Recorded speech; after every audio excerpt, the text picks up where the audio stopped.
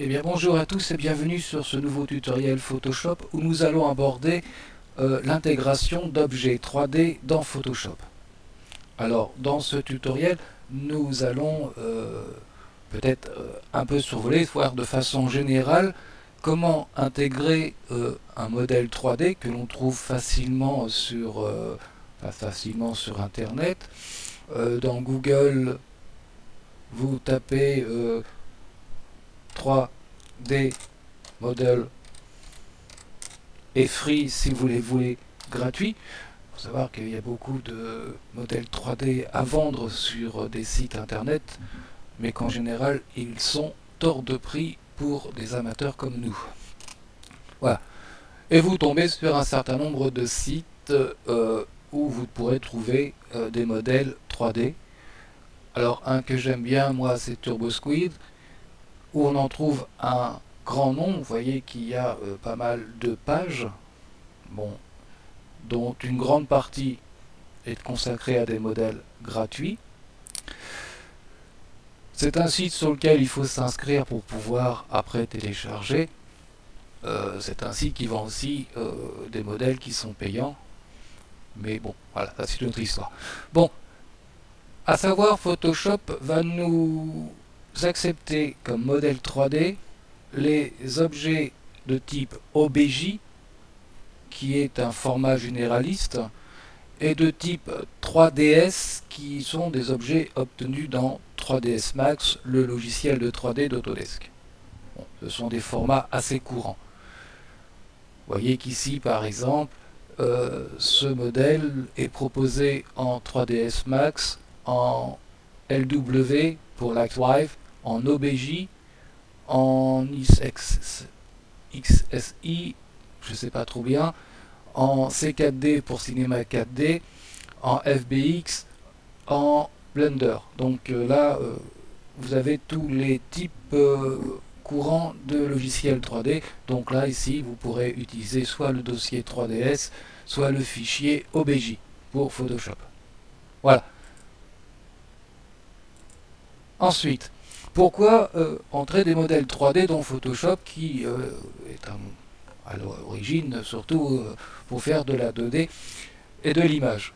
Eh bien, imaginons que je veuille intégrer ce vaisseau spatial dans une scène.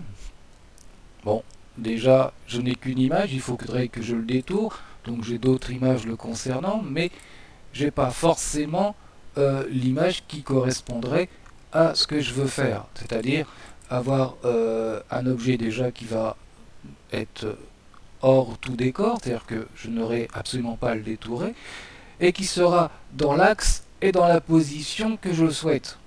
Ce qui n'est pas facile. Ça serait plutôt à moi après de m'adapter pour que mon objet rentre par rapport à ma composition, d'adapter la composition à l'objet.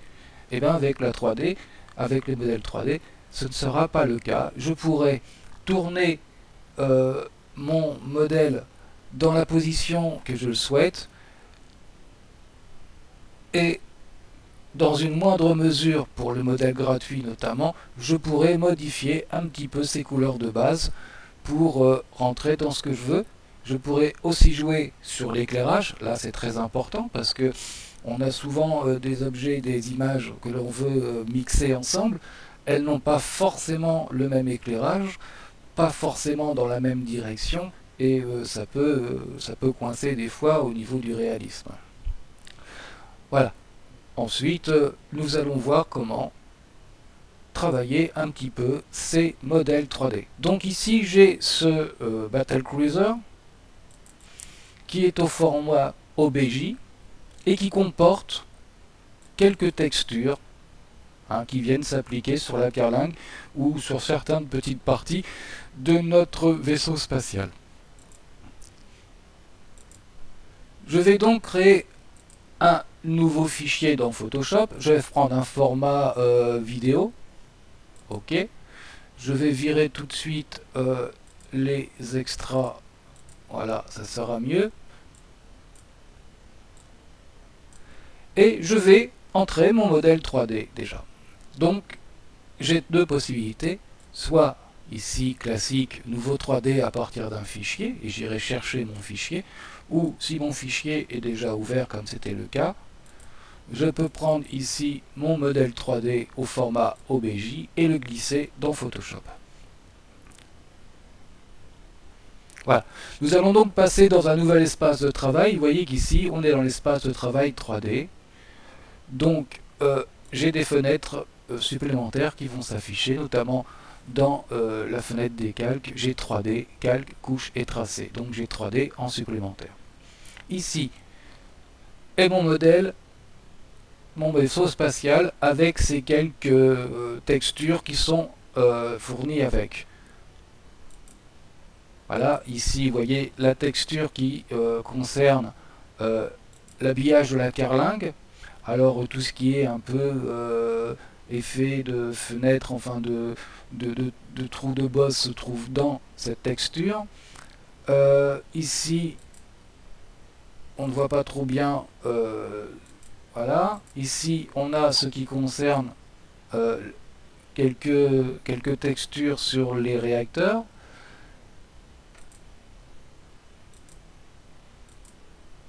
Et donc on est obligé parfois de chercher parce que c'est pas toujours indiqué. Voilà. Donc voilà. Si je clique sur une de ces textures, je peux rouvrir une autre fenêtre. Vous voyez que j'ai ici ma fenêtre où j'ai mon vaisseau spatial, mon dossier principal, et ici une fenêtre qui s'est ouverte dans laquelle je pourrais éventuellement travailler des couleurs.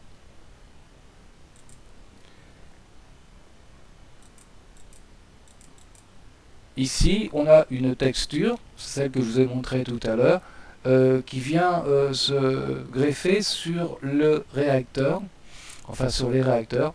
Donc éventuellement, vous voyez, je pourrais la travailler comme un calque Photoshop classique, c'est-à-dire je pourrais entièrement la modifier, par exemple les couleurs de gris, et la réintégrer dans ma scène principale.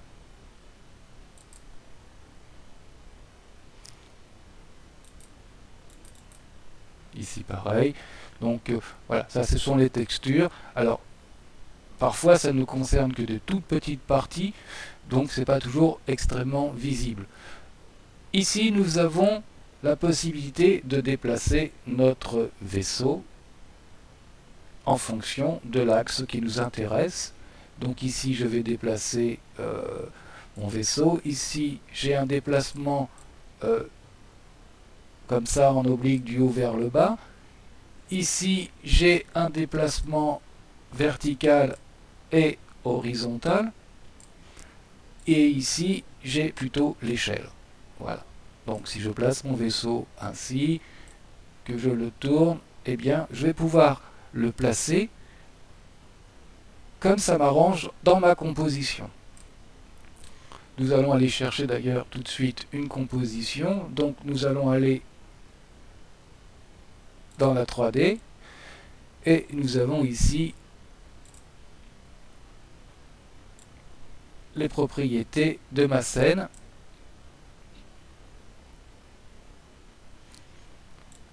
Et ici la vue active. Donc nous sommes dans une vue personnalisée de perspective et pas d'orthographique. Ici notre objet. Donc si je clique sur l'œil, mon objet disparaît. Ici les lumières. Et ici l'environnement qui va me permettre d'aller chercher un arrière-plan. Donc je vais aller chercher un arrière-plan.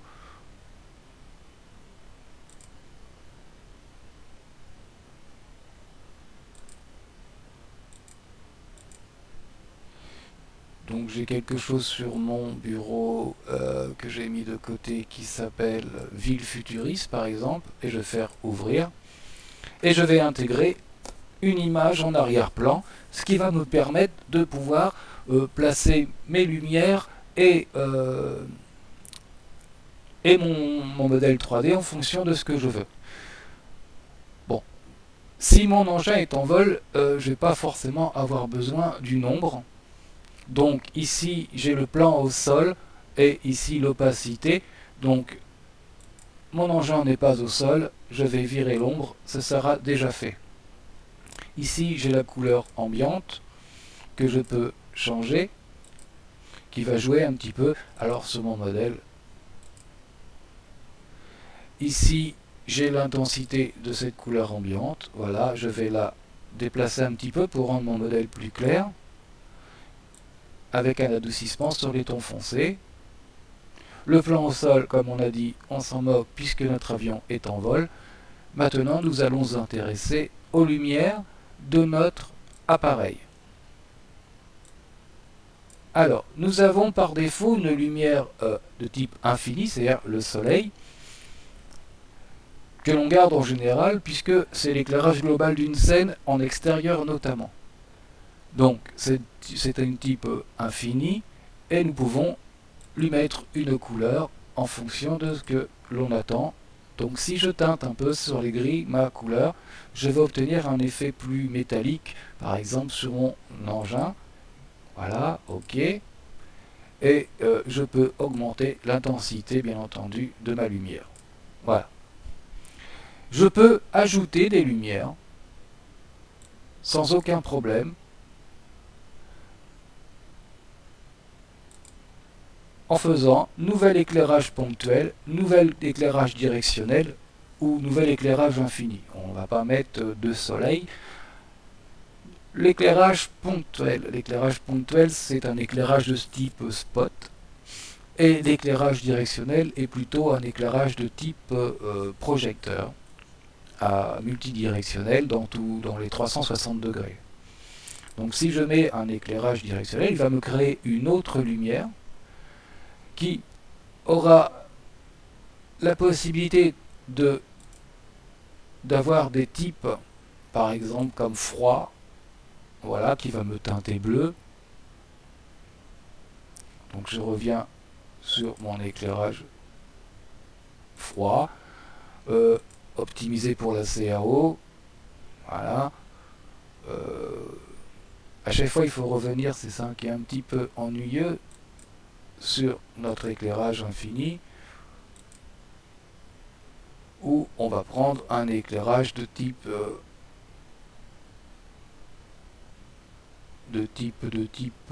naturel, par exemple, voilà.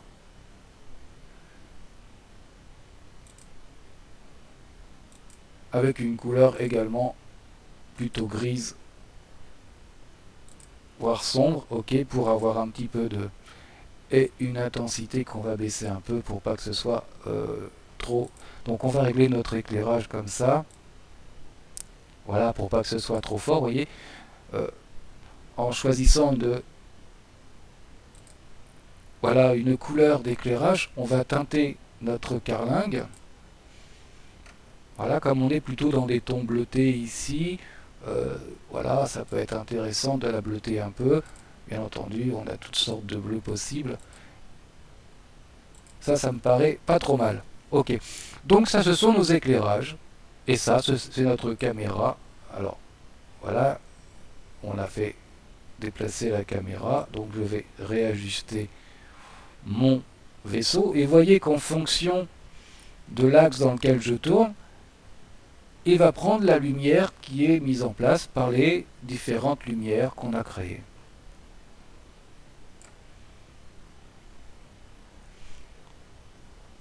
Je vais donc replacer mon vaisseau. Je vais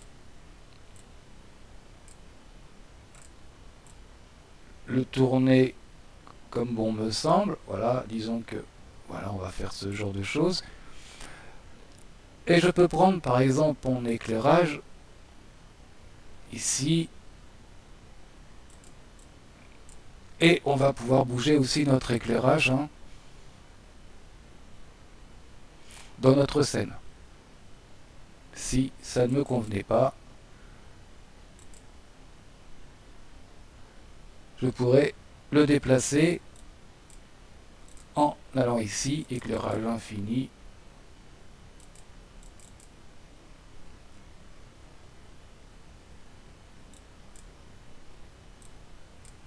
Voilà, alors je ne sais pas si ça va rendre quelque chose. Ça le fait pas toujours. C'est assez gourmand, hein, quand même, faut faire attention.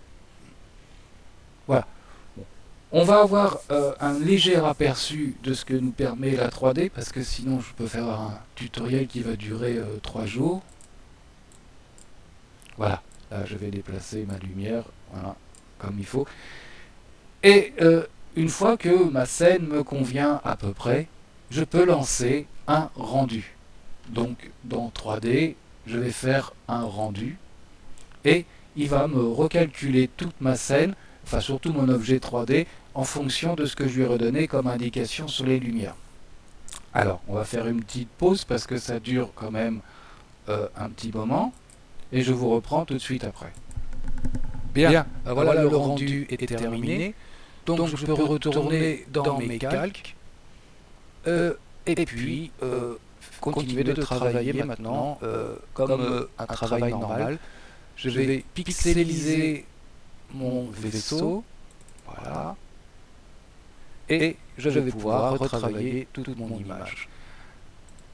Alors, ici j'ai rentré l'arrière-plan directement dans ma composition 3D. J'aurais pu le rentrer comme arrière-plan et le retravailler à part. Là, ça ne va pas être le cas. Donc ce n'était pas forcément une bonne idée de rentrer l'arrière-plan dans la composition 3D. J'aurais pu la rentrer directement dans l'arrière-plan comme un calque normal. Mais voyez que je peux toujours retravailler mon image. Par exemple, ces petits vaisseaux là, ils sont un peu plan-plan, ils ne me plaisent pas.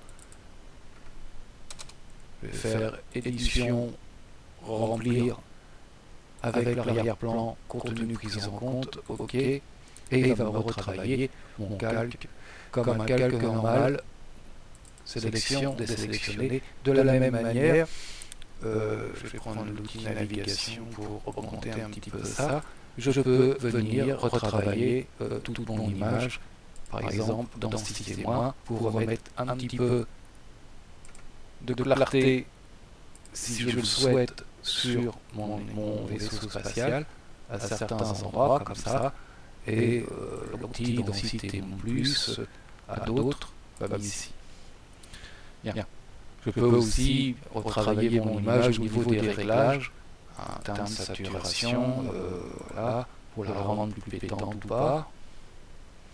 Donc après, tout est possible. La seule chose que je vous dis, c'est que j'aurais pas dû mettre mon arrière-plan dans la scène 3D, mais le mettre comme arrière-plan et pas dans la scène 3D.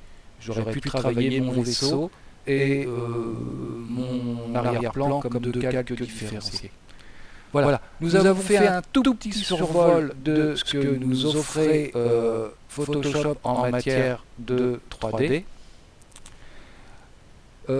Si je vois que ça intéresse un certain nombre de personnes, je reviendrai sur le sujet dans des tutos un peu plus pointus, un peu plus techniques. Voilà, je vous souhaite bon courage et un prochain tutoriel sûrement. Enfin,